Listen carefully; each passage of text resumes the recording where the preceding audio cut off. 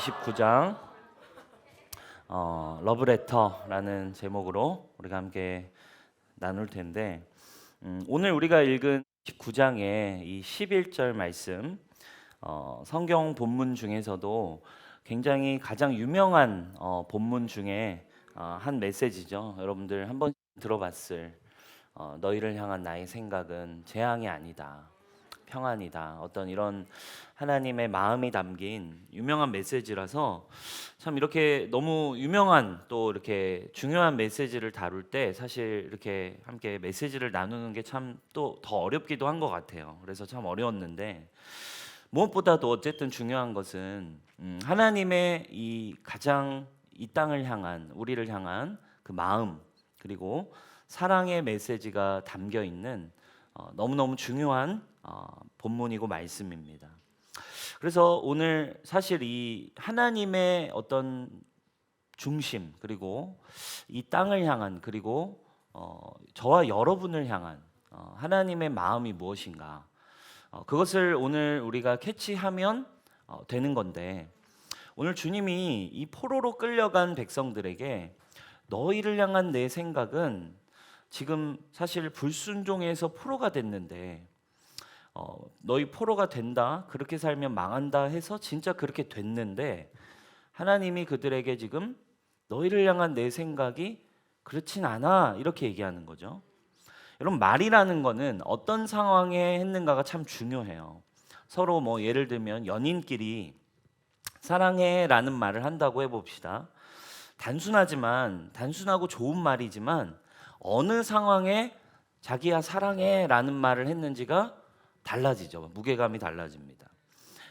만약에 이제 연인에게 막 엄청 비싼 선물을 받았을 때 자기야 사랑해 라고 말하는 거 그죠? 이것과 그죠? 비싼 막 뭐 명품 선물을 받아가지고 자기야 사랑해 정말 사랑해 라고 말하는 거랑 그죠? 사고가 나서 지금 추락하는 비행기 안에서 마지막으로 통화하며 자기야 사랑해 라고 하는 말 같은 말인데 굉장히 이제 무게감이 달라요. 그죠? 이 무게감이 너무 다릅니다.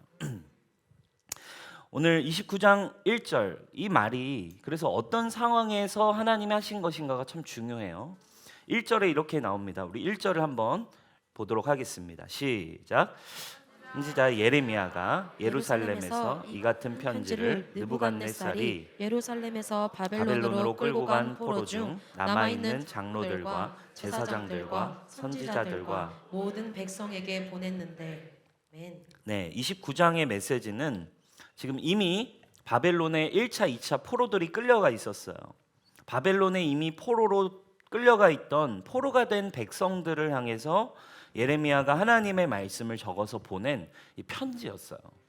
그러니까 지금 이 29장의 내용은 오늘 1절에 나온 것처럼 바벨론에 있는 사람들에게 보낸 하나님의 마음을 전한 편지였어요.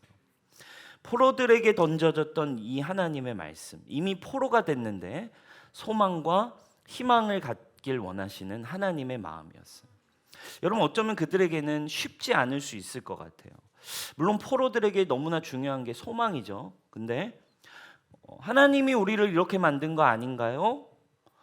근데 우리를 향한 생각이 재앙이 아니라고요? 이런 어떤 의문들. 어쩌면 여러분 이게 오늘 저와 여러분들이 신앙생활하며 갖는 의문이에요. 많은 사람들이. 죄 지을 거 알고 계셨던 거 아니에요? 죽을 거 알고 계신 거 아니에요? 결국 인간이 타락할 거 알고 계셨던 거 아니에요? 결국 인간 죽을 거 알면서 왜 가만히 계셨어요? 그러면서도 사랑한다고요? 그러면서도 사랑한다고요? 이게 어쩌면 그냥 물론 포로니까 소망이 말을 들으면 기분은 좋지만 근데 가만히 생각해 보면 이거 사실 하나님이시라면서 다 아셨던 거 아니에요? 우리 불순종해서 망한다고 하셔놓고 이제 와서 사랑한다고? 그냥 사랑한다고? 이 이야기가 우리에게는 참 어렵죠. 당시에 누군가는 그 편지를 받을 때 이런 생각을 하는 사람들이 있지 않았을까요, 여러분? 정말 나를 사랑하시는 거 맞나요? 정말 사랑한다는 걸 제가 어떻게 믿죠? 사랑하는 여러분, 오늘 이 하나님의 메시지, 하나님이 성경 속에 분명하게 자기의 생각에 대해서 드러내셨어요. 나의 의도야. 이게 나의 본래 마음이야.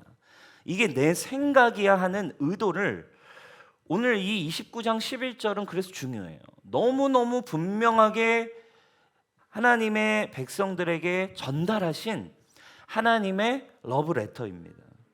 여러분, 오늘 그래서 이제 29장을 시작으로 30장, 31장으로 가면 하나님이 그들에 대한 심판의 메시지가 앞에 쫙 나왔지만 29장 30일, 31장까지는 하나님의 이제 이들을 향한 구원에 대한 계획, 그리고 새 언약들이 막 쏟아져요. 새 언약의 메시지, 예언적 메시지.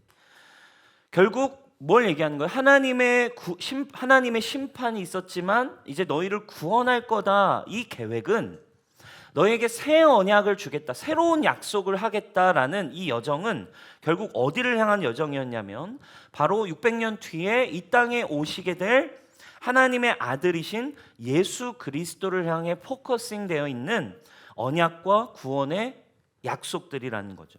그리고 오늘 저와 여러분은 하나님의 마음으로 말미암아 이 땅에 바벨론에 보낸 하나님의 편지, 그리고 이 땅에 진정으로 결국 다시 바벨론이 아닌 포로된 우리를 위해 보내신 하나님의 사랑의 편지인 예수 그리스도를 여러분 깨닫고 만나는 시간이 될 수 있기를 바랍니다.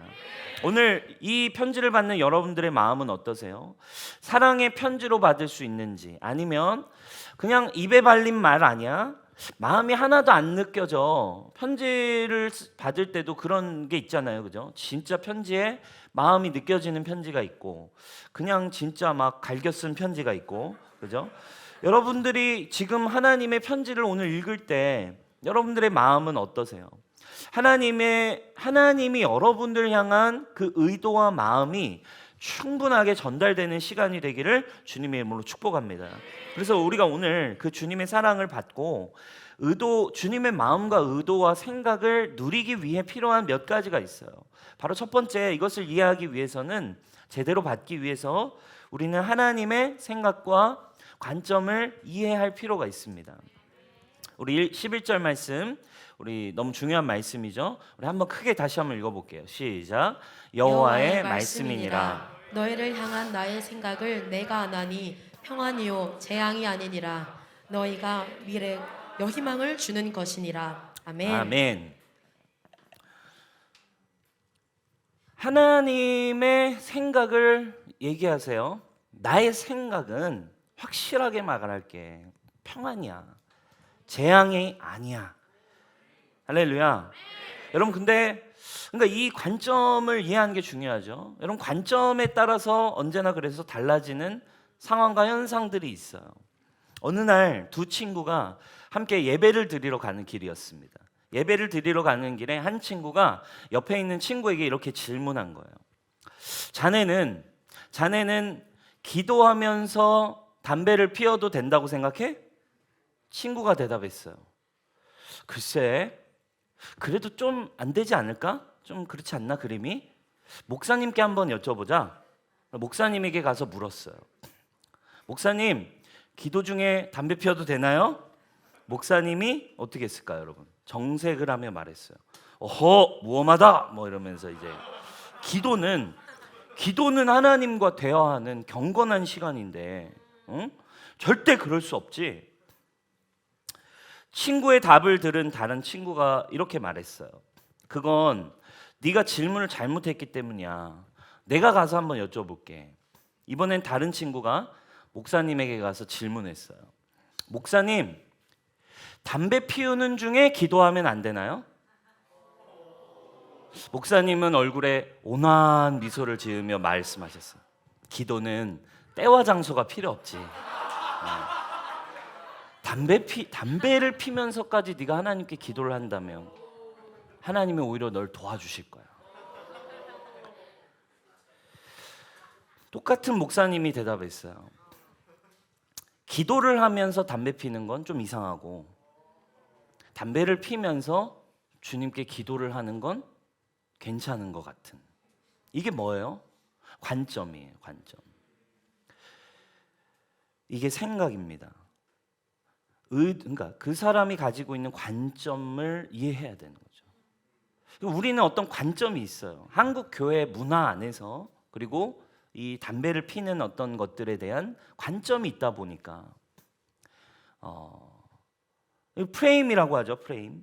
세상에서도 이 프레임이라는 용어가 있듯이 동일한 현상도, 동일한 것도 관점에 따라서, 프레임에 따라서 어떻게 보냐에 따라서 완전히 달라질 수 있는 거죠. 해석도 달라질 수 있어요. 프레임 뭐예요? 창틀이죠. 창틀. 관점이나 우리의 관점이나 생각의 틀을 말해줍니다. 여러분 성경에서도, 그래서 여러분 우리가 성경을 읽을 때 중요한 프레임이 있어요. 성경에 등장하는 율법이라고 하는 프레임이 있고 은혜라고 하는, 사랑이라고 하는 프레임이 있어요. 그래서 여러분 이걸 어떻게 볼 것이냐라고 하는 것이 해석에 있어서, 하나님을 경험함에 있어서 굉장히 중요하죠. 그래서 여러분 성경은 사실 이 의도를 분명히 나눠 놓았어요. 구약이라고 하는 올드 테스트먼트, 옛 언약이라는 것과 새로운 언약, 신약 해서 사실 성경은 구약 그리고 신약 아예 구분을 해놨다고요. 옛날 버전의 언약이 있고 새로운 언약이 있다. 그래서 사실 우리가 진리를 믿고 예수 그리스도를 믿고 신앙생활을 할 때에는 신약의 새 언약의 관점으로 모든 것을 보고 이해하고 해석해 가는 것이 믿음 생활에 있어서 너무너무 중요하다 이거예요. 근데 우리는 너무 많은 경우 여전히 구약 그리고 옛 언약의 패러다임 그리고 프레임으로 하나님을 이해하다 보니까 하나님의 생각과 하나님의 우리를 향한 의도와 그 중심을 우리는 오해하는 경우가 생긴다는 거예요. 율법은, 율법적인 관점이라고 하는 것은 뭐예요? 인간의 죄와 행위에 대한 인과응보의 관점이에요. 그래서 하나님은 인간이 타락했을 때 율법을 주셨어요. 그래서 너희가 내 말을 지켜라. 너희가 이렇게 나와 멀어졌으니 이렇게 세상의 방법으로 너희가 하고 싶은 대로 사니까 내 마음, 내가 어떤 사람이, 내가 어떤 존재인지, 내가 뭘 원하는지를 그래도 알려줄게. 나에 대해서는 좀 알아야 하지 않겠니? 하고 주신 게 율법이었어요. 그래서 너희가 이대로 살 수 있다면 정말 내가 너희를 축복할 거고 내가 너희를 사랑할 거야. 근데 여러분 인간은 결국 그래서 하나님을 사랑하기 시작할 때 율법, 하나님의 말씀을 다 막 지키려고 하는 거죠. 그걸 막 지켜내는 거죠. 그러나 여러분 될까요? 안 될까요? 불가능한 거예요. 근본적으로. 왜? 이 죄인은 하나님께 가까이 갈 수가 없는 존재가 됐기 때문에. 근데 하나님은 결국 이 죄 문제를 다스리셔야 하니까 율법을 지키지 못하고 하나님의 뜻을 지키지 못하는 백성들을 막 자꾸 체벌하셔야 되고 그리고 책망하셔야 되고 말씀하셔야 됐어요. 그러나 인간은 결국 지킬 수가 없어. 그래서 여러분 결국에 뭡니까? 율법은 뭐예요? 사람들 율법적 신앙이라고 하는 것은 자신의 노력과 자신의 행위로 하나님께 나아가려고 하는 인간적 관점의 신앙을 얘기하는 거죠. 육신적 관점. 내가 노력해서 나의 행위로 하나님의 어떤 뜻에 부합하는 인생이 되고자 하는. 그러나 그것으로는 결국에 구원에 이룰 수가 없죠. 그러나 여러분 반대로 인간은 사실 하나님은 알고 계셨어요. 그래서 우리에게 은혜를 주시기로 약속하시고 작정하셨죠. 은혜는 뭡니까? 지킬 수 없고 하나님께 나올 수 없는 우리를 위해서 하나님께서 우리를 사랑하셔서 값없이 베푸시는 선물입니다. 아무 조건 없이 우리를 그냥 용서하시고 우리를 자녀로 삼으시고 우리를 다시 구원하시겠다라고 하시는 하나님의 이해할 수 없는 그런 사랑이에요. 그래서 신약에 와서는 율법에 대해 이렇게 얘기를 합니다. 율법의 목적은 네가 죄인인 것을 깨닫고 네 힘으로 불가능하다라는 것을 아는 데 있어. 그리고 그것을 깨닫게 됐다면 이제 은혜를 선물로 받으면 된다. 그 은혜 뭐예요? 네가 할 수 없기 때문에 예수님이 이 땅에 오셔서 모든 걸 다 이루시고 너를 향한 생명을 주셨다. 근데 많은 사람들은 이 은혜라는 것은 기프트인데, 선물인데 이 선물을 못 받습니다. 왜? 너무 갑자기 큰 선물을 받으니까 아니 갑자기 이걸 왜 주는가 부담스러워요. 선물을 받으니 인간적으로 뭔가를 내가 선물을 받았으니 부담을 느끼고 선물을 받았으니 뭔가를 해야 한다고 생각합니다. 그것이 어떤 율법이 가진 인간의 관점의 한계예요. 우리는 자꾸 하나님을 어떤 율법적 관점으로 이해하고 있어요. 심판하시는 분. 순종하지 않으면 결국 나를 무조건 심판하시는 하나님. 그럼 여러분, 하나님의 의도는 뭐라는 거예요? 심판이 목적이 아니라 하나님의 의도는 나를 향한 사랑이다라고 하는 거예요. 그래서 선물은 그냥 사랑하니까 선물을 주신 거죠. 구원의 선물을. 선물은 그래서 대가를 요구하는 게 아니에요. 여러분, 대가를 원하고 주는 선물은 선물이라 할 수 없어요. 뇌물이라고 하는 거예요. 그죠? 뇌물. 왜? 이걸 주면서 나의 의도를 네가 은근히 이루어주길 바라는 마음이잖아요. 이건 선물이 아니에요. 선물은 그냥 사랑해서 주는 거죠. 근데 하나님의 나라는 여러분 이 은혜로 가득 찼어요. 특별히 예수 그리스도를 통해 여러분들에게 선포된 주어진 여러분들을 구원하시는 복음의 메시지는 요한복음에선 이렇게 얘기하고 있어요. 은혜와 진리가 충만하더라. 아멘. 은혜가 충만한 곳이 하나님의 나라입니다. 그래서 여러분은 오늘 이 메시지를 들을 때 물론 제가 이걸 왜 많이 고민했냐면 물론 막 구약적인 역사 지금 시대적인 배경 포로에서 이 메시지가 어떤 성경적 내용을 가르치는 것도 중요하겠지만 가장 중요한 건 여러분 중요한 건 그거예요. 인생을 살아보니 그 사람들을 만날수록 여러분 중요한 게 있어요. 그 사람이 말해주는 내용과 지식을 이해하는 것도 참 중요하지만 인생을 살아보니까 사실은 그 사람이 말하는 내용보다도 그 사람이 누군지를 아는 게 참 중요하더라고요.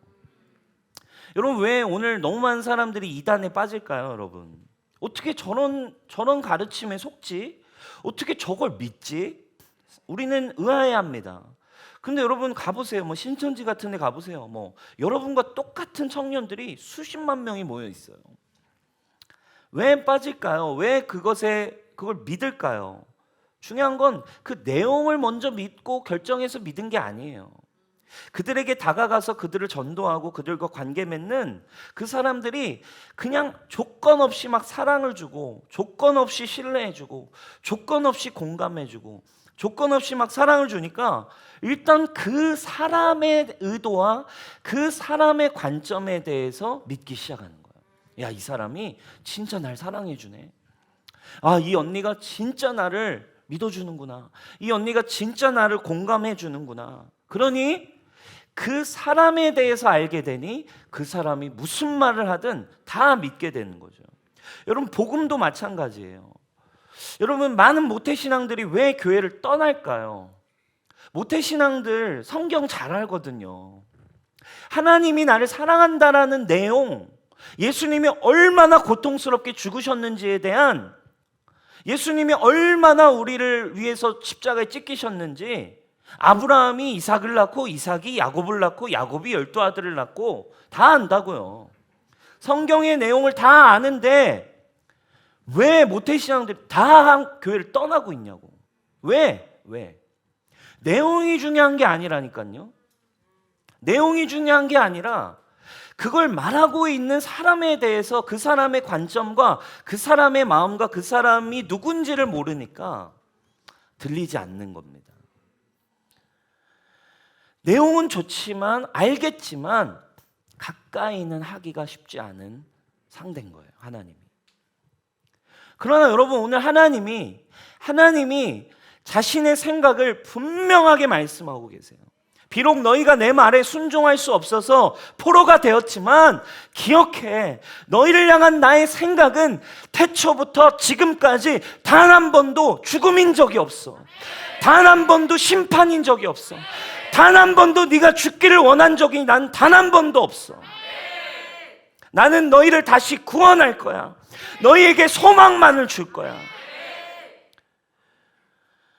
근데 우리는 자꾸 이것을 구약을 읽어보고 역사를 들어보고 구약적인 옛언약의 관점, 인간의 힘으로 율법을 주셨으니까 인간은 율법을 지켜야 하나님이 축복하시고 율법을 지켜야 구원받을 수 있고 착하게 살고 하나님의 뜻에 맞게 해야만 내가 뭔가를 얻을 수 있다.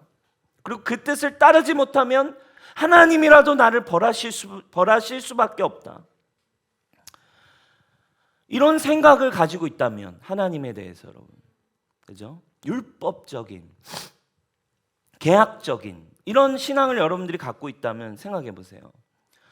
말을 안 들어서 지금 반쯤 막 자기가 두들겨 패놓고 죽기 직전에 있는 상황인데 그 사람이 와가지고는 아이고 아프지, 내 마음은 그렇진 않아, 너가 이렇게 말을 안 들으니 나도 어쩔 수 없는 거야. 반쯤 죽어가고 뭐 얼굴이 이렇게 돼 있는데 아이고 어떡해, 내 마음은 그렇진 않은데 네가 이렇게 말을 안 들으니 내가 어떻게 해야겠니? 난 너에게 희망을 주고 싶다니까. 이렇게 여러분 마치 소시오패스 같은, 하나님을 우리가 이렇게 느낀다니까요. 하나님에 대해서 자꾸 이런 어떤 관점, 그러니까 진짜인 것 같은데 가까이 갈 수가 없는 거예요. 이게 바로 옛 언약이에요. 구약에서는 해결되지 않는 인간의 딜레마입니다. 읽으면 이게 딜레마에 빠져요. 타락하고 돌아와라 해서 다시 복 주시고 막 사랑한다 하시고 또 결국 타락하고 다시.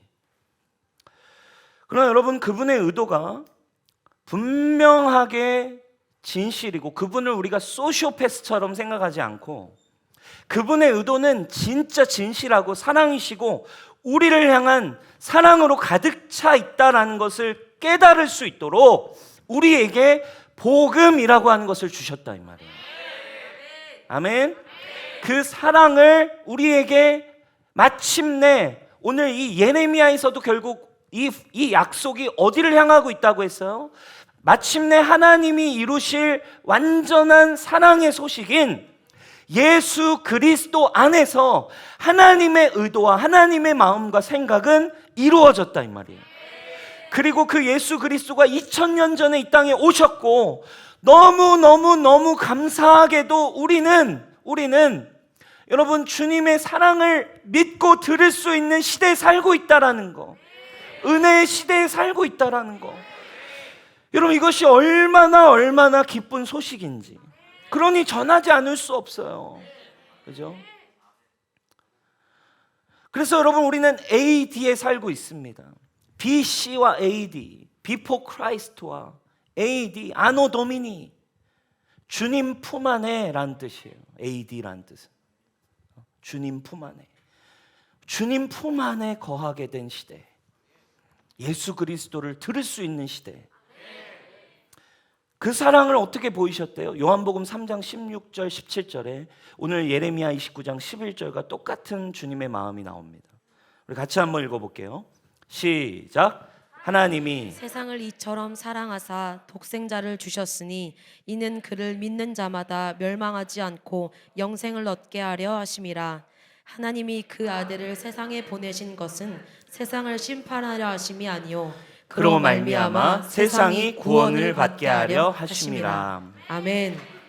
이는 그를 믿는 자마다 멸망치 않고 영생을 얻게 하려 함이고, 하나님이 그 아들을 이 세상까지 보내신 이유는 세상을 심판하려 하는 게 아니고 그로 말미암아 세상이 구원을 받게 하려 함이라. 너희를 향한 내 생각을 내가 알아. 재앙이 아니라 희망과 소망을 주는 것이야. 너희를 향한 나의 생각을 내가 보여줄게. 뒤에 가면 약속들을 계속 하십니다. 너희를 시온의 구원을 주겠다. 너희에게 생명을 주겠다. 새로운 날을 주겠다. 구원이 임할 것이다. 무엇을 통해? 예수 그리스도를 통해 하나님의 마음이 우리에게 부어졌어요. 그 세상, 이 세상을 향한 그분의 가득한 사랑. 세상을 이처럼은 뭐에 대한 이야기예요? 독생자를 주기까지, 아들을 주기까지.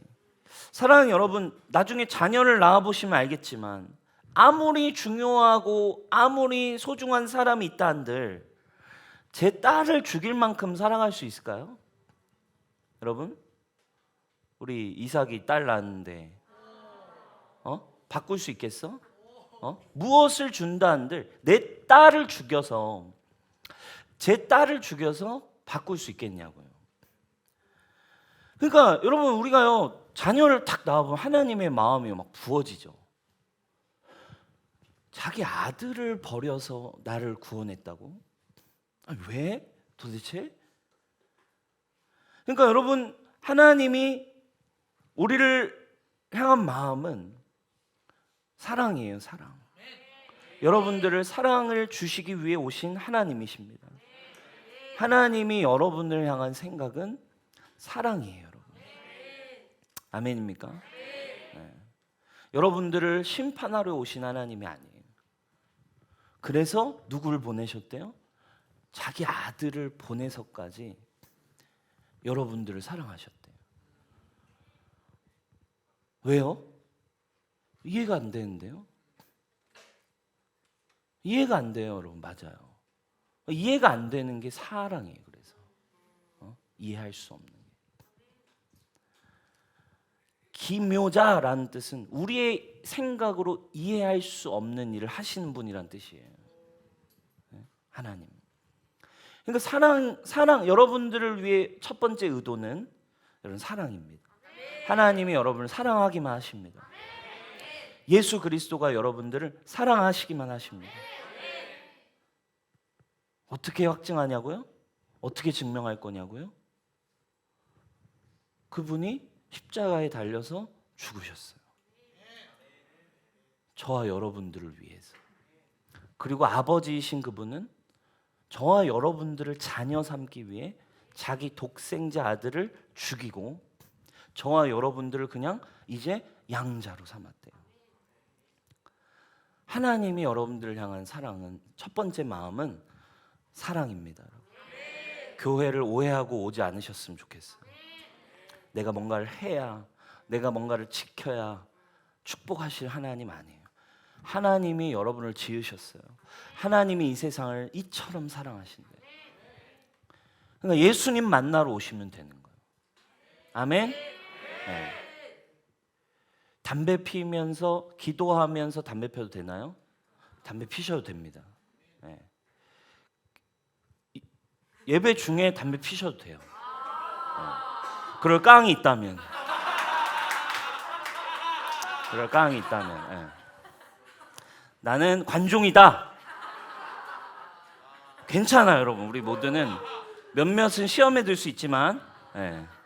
그러나 우리는 시험에 들 수 있지만, 그리고 저도 한번 잠깐 1초 정도 저 새끼가 이런 마음이 들 수는 있겠지만, 그러나 여러분, 하나님은 상관없어요. 아멘? 할렐루야. 왜? 하나님 여러분을 사랑하니까. 제가 제 딸이 잘못한다고 버리겠습니까? 네? 제가 원치 않는 행동을 한다고 버리겠냐고요. 그러니까 때로는 경책할 수 있죠. 뭐라고 할 수 있겠죠. 무섭게 화도 낼 수 있겠죠. 진짜 하지 마! 절대 안 돼! 화도 낼 수 있겠죠. 그러나 뭐예요? 사랑이니까. 아버지이니까. 사랑하는 여러분, 그리고 그 예수 그리스도 안에서 먼저 그분의 의도를 오해하지 마시고 예수 그리스도를 먼저 만나고 난 다음에 보시게 되면 여러분들의 인생이 보이기 시작해요. 아, 내가 이런 부분, 이런 문제들 때문에 힘들어서 내가 어려웠구나. 아, 죄라고 하는 것이 이렇게 무서운 거였구나. 아, 우리의 가정도 이런 상황 때문에 어려웠던 거였구나. 아, 심지어 여러분들이 상처받았던 여러분들의 부모가 있다면, 여러분들이 힘들게 했던 어떤 누군가가 있다면, 아, 그들도 죄인이라 어떻게 할 수가 없구나. 그러나 나를 가장 사랑하시는 분이 있는데 누구라는 거예요? 그게 하나님이시고, 그 하나님이 그 사랑을 직접 보이시기 위해 아들을 보내셨다 이 말이에요. 할렐루야. 누구든지 이 예수 그리스도를 믿으면 주님의 사랑 안으로 구원을 받는다. 그래서 주님이 어떤 약속을 하시는 거예요? 두 번째, 어떤 상황에서도 부르짖으면 하나님을 만날 수 있다. 이게 비로소 성립이 돼요. 저는 가끔 지나가다가 아빠 하는 소리에 돌아봅니다, 늘. 왜냐하면 아기들 목소리가 비슷하니까. 그냥 아빠가 되고 나니까 그냥 어디 뭐 동네에서나 뭐 슈퍼에서나 뭐 백화점 같은 데 가서 아빠 소리가 들리면 저도 모르게 돌아봐요. 우리 딸이 부른 줄 알고. 그러면 알고 보면 처음 보는 애가 막 날 부른 게 아니었어요. 하물며 여러분, 저희 딸들이 아빠 하고 저를 부르면 아빠가 어떻게 하겠어요, 여러분? 그냥 대답을 안 할까요, 여러분? 아빠 하면 무조건 대답하죠. 그죠? 원래 조이랑 약속을 했는데 이 타이밍에 아빠 불러주기로 약속을 했는데 조이가 과자를 맛있게 먹고 있어요. 아까 오기 전에 아빠라고 부를 수 있어? 했는데 알겠다고 했는데 네. 아버지의 관점이에요. 아버지의 관점. 그러니까 그분의 의도가 풀어지면 나를 만나 주신다고, 나에게 응답하신다고, 나와 함께 하신다고, 이게 믿어지기 시작해요. 그죠? 나를 사랑하시는 나의 아버지이시니까, 나의 아빠니까. 아버지의 관점, 누가복음 11장 9절이 또 나오죠. 비슷한 약속이 또 예수님이 얘기해 주세요. 내가 또 너희에게 이르노니 구하라 그리하면 너에게 주실 것이요, 찾으라 찾아낼 것이요, 두드리라 그러면 열릴 것이다. 구하는 이마다 받을 것이요, 찾는 이마다 찾아낼 것이요, 두드리는 이에게는 열릴 것인데. 왜? 너희 중에 너희가 나에게 이렇게 구하고 너희가 나를 찾으면 내가 다 너희를 위해서 도와줄 건데 왜 그러냐 설득을 하시는 거죠. 이야기하시는 거죠. 너희 중에 아버지 된 자로 누가 아들이 생선을 달라 하는데 생선 대신에 뱀을 주고 알을 달라 하는데 전갈을 주겠느냐? 여러분 얼마나 무서워요, 그죠? 생선 주세요 했는데 뱀이다 막 이러고. 너희가 악할지라도 좋은 걸 자식에게 줄 줄 알거든. 하물며 너희 하늘 아버지께서 구하는 자에게 성령을 주시지 않겠느냐? 물질을 구하는 그게 아니라, 그러니까 이거는 첫 번째, 너희가 나를 구하면 성령으로 내가 너를 만날 수 있다 이거예요. 진리의 영이신 성령님이 그분을 알게 하시고 그분의 사랑을 누리게 하세요. 여러분, 진짜 축복이 뭔지 아세요? 여러분들이 원하는 거 갖는 게 아니에요. 진리의 영인 성령을 통해 세상이 줄 수 없는 평안과 안정감을 하늘 아버지로부터, 예수 그리스도로부터 받는 것입니다. 흔들림 없는 평안함. 응답이 없는 상황이 뭐예요? 그러나 응답받지 못하는 상황. 고아가 됐다면 응답을 못 받겠죠. 아빠가 없다면. 부모가 안 계시다면 아버지가 응답하지 않습니다. 그러나 주님 분명히 말씀하셨어요. 요한복음 14장 18절, 이 성령을 이야기하시면서 내가 너희를 고아와 같이 버려두지 아니하고 너희에게로 오리라. 그래서 사랑하는 여러분, 오해하지 마십시오. 하나님이 여러분들을 향한 의도는 사랑이시고 예수님 이 땅에 오셨어요. 그래서 여러분들이 오늘 주님을 찾고 부르짖으면 성령께서 여러분들의 마음 가운데 진리로 사랑으로 여러분들의 마음을 찾아오셔서 만나실 수 있는 분입니다. 그래서 오늘 여러분들을 하나님 예수 그리스도를 인정하고 그분을 정말 구주로 영접할 수 있다면 똑같아요. 주님을 구한다면 주님 나를 만나주세요, 주님 내가 당신을 알기 원해요 라고 한다면 성령께서 여러분을 공화와 같이 두지 않으시고 여러분들을 구원하셔서 여러분들 안에서 이제 여러분들과 영원히 함께 하시겠다라고 약속하셨어요. 아멘입니까? 여러분 어떠한 상황과 어려움이 있다 할지라도 하나님이 여러분들 사랑하십니다. 그래서 여러분 복음은 뭐예요? 절망 중에 소망으로 살아갈 힘이 바로 복음이 되는 거예요.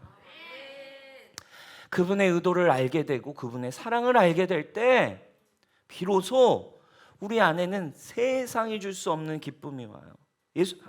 하나님이 예레미야에게 이런 얘기를 그들에게 얘기하세요. 너희는 거기서 집도 짓고 거기서 살고 지금 바벨론에서 포로인데 텃밭을 만들고 그 열매도 먹어라.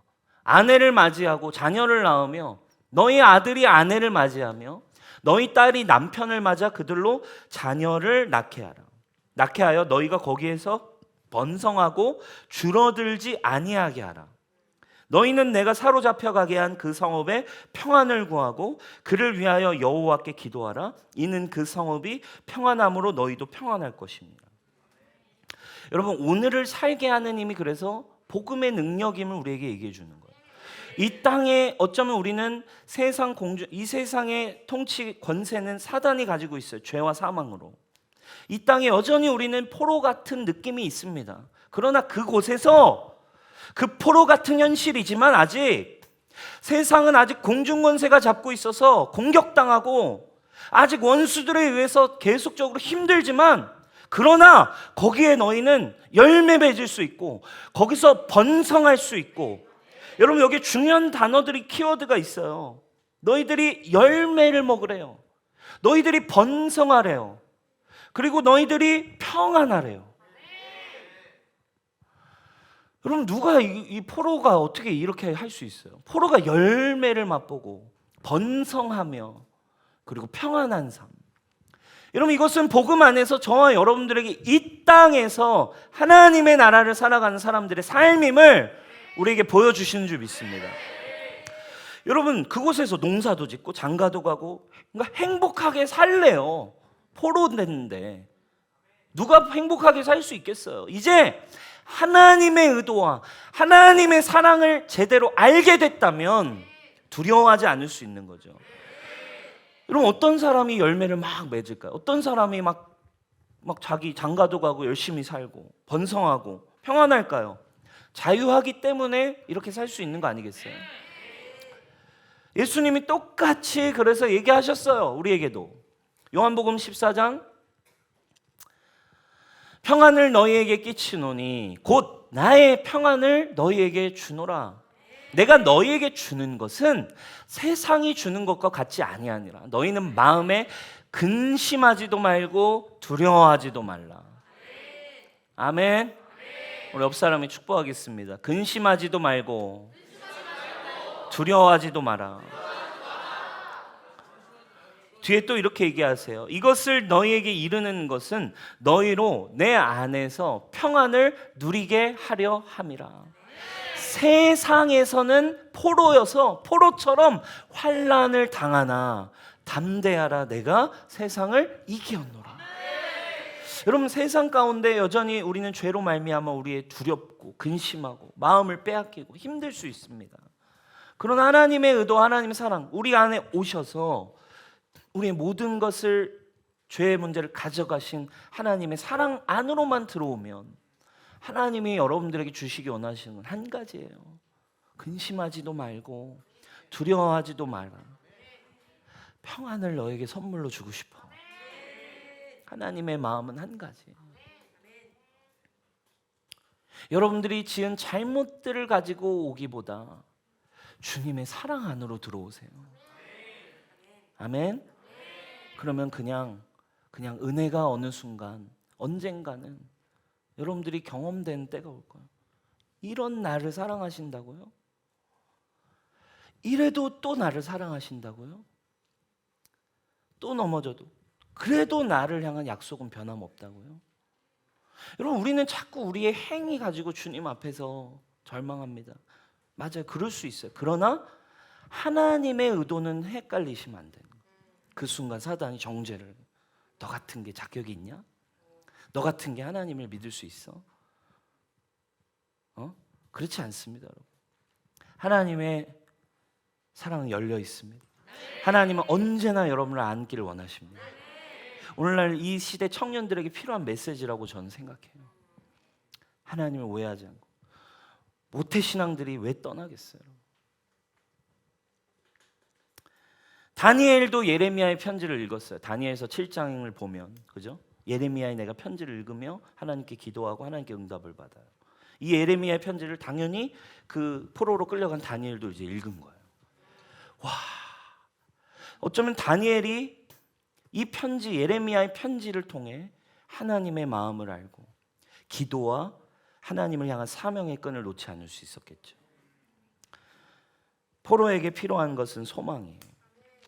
저와 여러분, 포로된, 죄로 말미암아 포로된 저와 여러분들을 향해 필요한 말씀은 소망입니다. 그래서 주님은 우리를, 이 땅에 있는 저와 여러분들을 예수님은 포로된 자로 보셨어요. 너무 신기하죠. 네? 그래서 예수님이 오늘 예레미야를 통해 하나님이 포로된 자에게 편지를 쓰시듯, 하나님이신 그분의 아들 이 땅에 이처럼 사랑하신 예수님이 오셔서 저와 여러분들에게 예레미야에게 주신 편지처럼 똑같은 편지를 주셨어요. 우리 누가복음 4장 마지막으로 한번 읽어볼게요. 우리 같이 한번 읽어볼까요? 시작. 주의 성령이 내게 임하셨으니 이는 가난한 자에게 복음을 전하게 하시려고 내게 기름을 부으시고 나를 보내사 포로된 자에게 자유를, 눈먼 자에게 다시 보게 함을 전파하며 눌린 자를 자유롭게 하고 주의 은혜의 해를 전파하게 하려 하심이라 하였더라. 아멘. 하나님의 러브레터가 여기에 있습니다. 예레미야 29장 11절, 그리고 그 예수님이 이 땅에 탁 오셔서 이사야의 책을 딱 펼치시고 마치 누가 들으라고 하듯 읽으셨어요. 회당에 가셔서. 거기 몇 사람 없었거든요. 근데 마치 이것을 내가 이제 사역을 시작하기 전에 마치 누가 들으라고 하듯 이거를 읽어버리셨어요. 누가 들으라고? 바로 이 포로된 자들에게 읽어주시는 하나님의 러브레터. 포로된 저와 여러분들을 향해 예수님이 이런 의도를 가지고 오셨대요. 주님이 나를 보내셔서 포로된 자에게 자유를, 눈이 멀어서 잘 안 보여서 죄악 가운데 살 수밖에 없는 우리, 여러분 어쩔 수 없어요. 죄악 가운데 살 수밖에 없는 게, 눈이 멀어서 우리에게 다시 보게 함을 전파하고, 세상이 악해서 사람들이 다 연약해서 우리는 눌려요. 여러분, 우리는 상처받아요. 우리는 깨어져요. 핍박받아요. 그런 자에게, 그런 사람들을 자유롭게 하고, 불안해하고 우울해하고 숨이 막혀 있을 것 같은 우리네 인생 살고 있는 우리의 삶에 오셔서 아들아, 딸아, 사랑한다라고 말씀하시기 위해, 뭐를 위해? 주의 은혜의 해를 전파하게 하려 하십니다. 이 은혜의 해라고 하는 것은 희년을 이야기하거든요. 율법에 의하면 6년 그리고 7년째 안식년, 그리고 7, 7에 40 이렇게 해가지고 50년째 되는 해는 희년이라고 해가지고 어마어마한 은혜의 해예요. 이때는 그러니까 모든 거 해방시키고 어마어마한 축제가 일어나고 모든 종들과 모든 것들을 다 해방시켜주는 은혜의 해가 희년이거든요. 근데 그 희년은, 그래서 하나님이 정하신 희년에는 뭐 어마어마한 해방과 어마어마한 은혜들이 풀어져요. 노예들이 다 해방되고 모든 것들이, 땅들이 다 복원되고, 잃었던, 빼앗겼던 모든 것들이 다시 다 복원되는 해가 희년이거든요. 근데 예수님이 오신 이유는 너희에게 날마다 언제나 영원토록 희년이야. 언제나 영원토록 은혜의 해야. 내가 이것을 너희에게 전하기 위해 왔어. 여러분, 이 의도를 제발 알아주세요. 하나님이 여러분들을 향한 마음은 사랑입니다. 하나님은 한 번도 우리를 향한 마음이 심판이셨던 적이 없어요. 태초에 아담이 불순종해서 두려움의 포로가 되었을 때에도, 가인이 살인을 해서 쫓겨나서 자기가 죄책감의 포로가 되어 평생을 힘들어한 그때에도, 이스라엘이 늘 범죄하여 불순종하여 넘어지던 그때에도, 그리고 남유다 이 예레미야 이 남유다 백성도 불순종하여 바벨론의 심지어 포로가 되었을 때에도 하나님은 우리를 향한 구원의 계획을 멈추신 적이 없습니다. 그리고 지금도 하나님은 저와 여러분을 향한 구원과 사랑의 계획을 멈추지 않고 일하시고 계신 하나님이고, 오늘 이 선지자적인 삶, 또 오늘 이 강단을 통하여, 오늘 저를 통하여서 여러분들에게 전하시고 싶은 메시지는 바로 러브레터라는 거예요. 포로된 너희를 내가 구하기 원해. 내가 너희와 영원히 함께하기 원해. 내가 너의 인생을 책임질 거야. 너를 향한 나의 생각은 축복이야. 마침내 예수님을 보내셨어요. 여러분, 교회 올 때 예수님 만나러 오세요. 예수님 사랑 받으러 오세요. 아멘. 여러분들이 행한 일 가지고 우려하지 말고, 여러분들이 넘어진 것 때문에 안 오려 하지 말고 그냥 오세요. 제가 초등학교 때 나온 찬양이 한 곡 있어요. 초등학교 때 오늘 우리 부를 건데, 초등학교 때 나온 찬양 한 곡이 있는데, 그게 초등학교 제가 3학년 때인가 4학년 때 나왔던 것 같아요. 뭐냐면 당신은 사랑받기 위해 태어난 사람. 들어보셨죠? 그때 이게 축복송, 저는 뭐 그냥 불렀죠. 막 이렇게 축복송으로처럼 막 불렀거든요. 교회에서 막 학생회에서 이렇게. 그래가지고 이제 이걸 막 계속 뭐 초등학교 때도 부르고 중고등학교 때도 불렀는데, 이건 뭐 축복송이니까 이제 공식적으로 제가 누나들에게 다가갈 수 있는 찬스였죠. 누나들에게 가서 당신은 이렇게 하고 이렇게 할 수 있는 그냥 찬스였죠. 그냥 불렀어요. 그냥 부르고, 그리고 근데 이상하게 이 노래가 시간이 지날수록 이상하게 세상 사람들이 막 불러요. 그래서 그때 당시에 세상 사람들이 벨소리로 이걸 막 해놨어요. 교회 안 다니는데 당신은 사랑받기 위해, 그래서 막 댄스 버전 나오고, 당신은 사랑받기 위해 태어나 나오고, 엄청 인기를 얻었어요. 세상 사람들이 막 듣는 거예요. 왜요? 세상 사람들이 듣고 싶은 메시지였던 것 같아요. 사람이 모두가 듣고 싶어하는 메시지인 것 같아요. 너는 사랑받기 위해 태어났어. 이 말을 해주는 사람 많지 않거든요, 여러분. 세상에. 심지어 여러분들의 부모님에게도 그냥 이렇게만 듣고 살지는 못하거든요. 그래서 사람들이 이 노래를 그렇게 들었던 것 같아요. 사랑받기 위해 태어났다고. 너의 존재는 사랑받기 위해 태어난 존재라고. 그리고 그 사랑 받고 있다고. 누구를 통해? 예수 그리스도를 통해. 예수 그리스도를 만나지 않으면 그래서 의미가 없어요. 그래서 여러분, 예수님을 만나야만 모든 걸 이해할 수 있어요. 교회에 여러분 예수님 만나러 오십시오. 우리 오늘 오랜만에 우리 이 찬양 부르면서 여러분들을 향해 불러주셨으면 좋겠어요.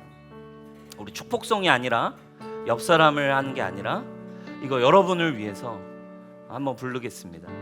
우리 같이 자리에 일어나십시다. 우리